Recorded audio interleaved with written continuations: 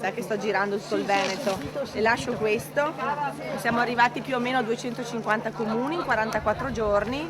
La strada è ancora lunga, ma abbiamo iniziato a seminare. Continua il suo tour nei comuni del Veneto Alessandra Moretti, la candidata del Partito Democratico, commenta così la bufera che si sta battendo sulla Lega Nord. Io sono molto rispettosa dei miei avversari, rispetto questa fase delicata che la Lega sta vivendo, però sono molto concentrata sull'aspetto della vicinanza rispetto ai veri problemi delle persone. Certo è che mentre la Lega litiga, l'NCD sta a guardare prima di compiere le sue mosse, quindi pure a livello regionale si potrebbe ripetere quello che avviene nell'attuale governo. Io sto parlando di programmi, sto parlando di idee, soprattutto sto presentando la mia visione, il mio progetto per il Veneto dei prossimi 10 anni.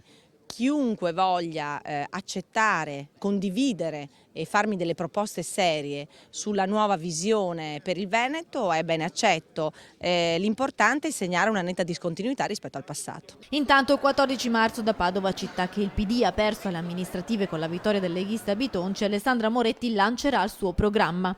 Farà una campagna rivolta a tutti i 579 comuni e da sabato però partirà il lancio del programma, quindi le mie idee, le nostre idee per il Veneto. Nessuna indiscrezione però sulle liste. Stiamo costruendo una coalizione di centrosinistra molto ampia, vinceremo la prossima sfida alle regionali perché sapremo includere e quindi coinvolgere più persone possibili, metteremo al centro del nostro programma alcune tematiche chiave che sono appunto il lavoro, l'occupazione, la sicurezza e anche l'autonomia.